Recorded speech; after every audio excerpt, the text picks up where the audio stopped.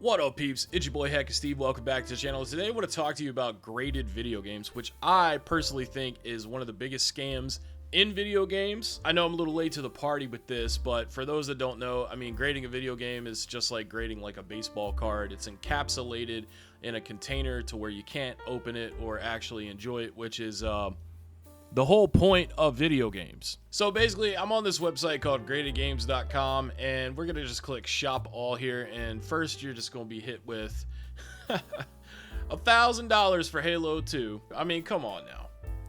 Who's buying this stuff? You know, I can understand like wanting to collect video games. Hell, I got a few video games over here myself. But if you're not gonna play it, I mean, that's almost just like going to a restaurant and order like, you know, a fancy entree and then just putting it in like a clear box and just gazing at it until the end of time like it's art on a wall. And I get it, for some people they like to, you know, invest in these with the intention to resell them later for more money, you know, scumbag resellers and shit like that.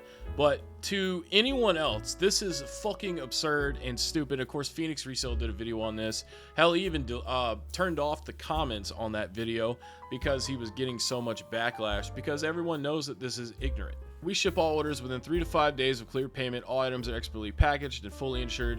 Due to price fluctuations in the graded game market, all sales are final. So basically, you spend all this money for a motherfucking video game that you don't get to play, and once you buy it, it's fucking yours. That should be your first sign there that some damn fuckery's going on. But let's just look at what's the cheapest game that you can buy from these people.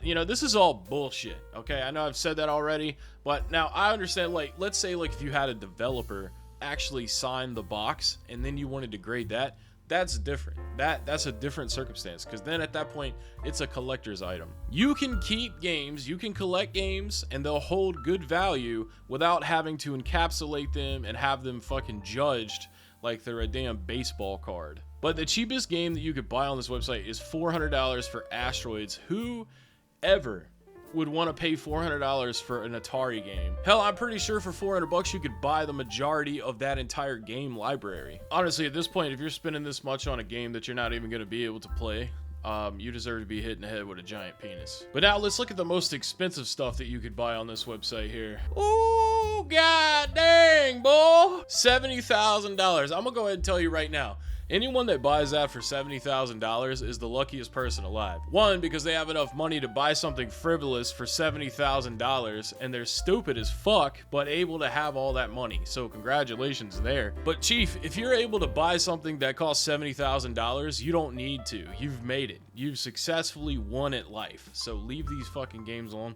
Look at that, $40,000 for Masters of the Universe Power. Man, this is just a way to make games that aren't worth a lot of money worth a lot of money. E.T. killed gaming in the 80s for a long period of time, and here the fuck it is, someone wants $40,000 for it, for a perfect looking copy.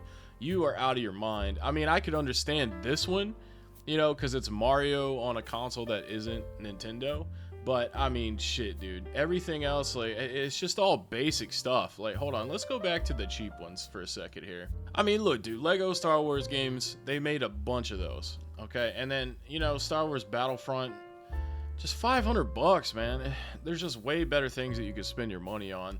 And you know what? There's YouTubers that make videos about graded games all the time, like this dude Get the Greg Games, and I mean, he's just literally out here hyping up this concept that these are worth a lot of money because they're fucking encapsulated with a sticker on them that says a number.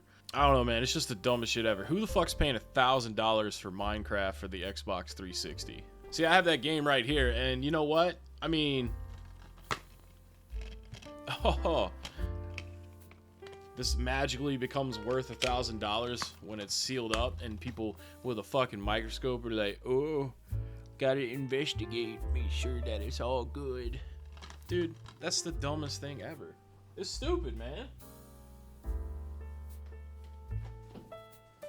Don't buy into this idea that you need to do something like this. You can collect like this. This is just as fun. It's more fun because you can actually put the damn thing in the system and play it. Look, Star Trek for the Game Boy, I mean, cardboard games, but $1,000, you know, like, grading a cardboard game is kind of a better concept than a fucking case, because, you know, like everybody threw the cardboard boxes out, or they ended up getting damaged because they're so delicate.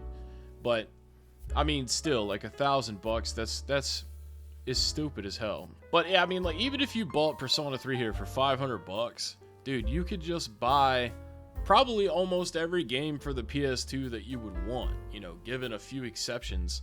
For $500, you could have a damn good PS2 collection for the price of that. And that's how I always do my collecting and stuff. Like, yeah, would I want to have some rare ass games, a complete in box, maybe new copy of like Pokemon Red or something like that? Yeah, I mean, who the fuck wouldn't want that? But I mean, the way that I collect is I say, would I rather have this one $500 item, or would I rather have, you know, a big ass stack of games with different genres that can like provide me all sorts of entertainment from all different genres? I mean, I'm always going to go with quantity over quality every time. And not to say that the games would suck. I'm not really sure how much money I've spent, because I've never like thought to add it up, because I don't care about that kind of stuff. But if I was to estimate everything on this wall, it's probably like $1,500, maybe more. Because some of the, you know, box ones at the top, you can kind of see, you know, they were close to $100 a piece, or, you know, like $70 to $120 a piece, something like that. But either way, I mean, I don't collect games because I'm hoping later on I can sell them for a lot of money, because that's not what I do. If I want to make money, I'll just fucking work. I don't need to use my hobby to help me buy more stuff for my hobby, or buy or pay my bills. That whole mentality that you don't have to work, you can just buy something and flip it for more money later. I mean, dude, reselling is a lot of work. But like on YouTube, when you watch videos and see how they do it, you don't really think that it is hard. But I mean, it's really time consuming and it is a lot of work. So like when you watch people like Phoenix Resale and they act like they're getting all this stuff for free and it was like super easy and effortless, it's not. Even at the point that he does it, where he has to like ship the shit off to Amazon and then they take care of the majority of stuff, it's not easy, man.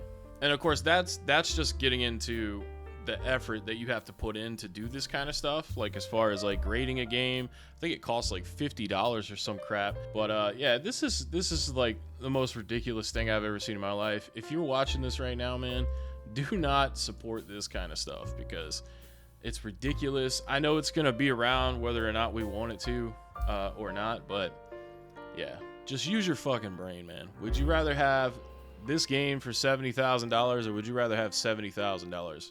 Because I'm telling you right now, every time, I would rather have $70,000.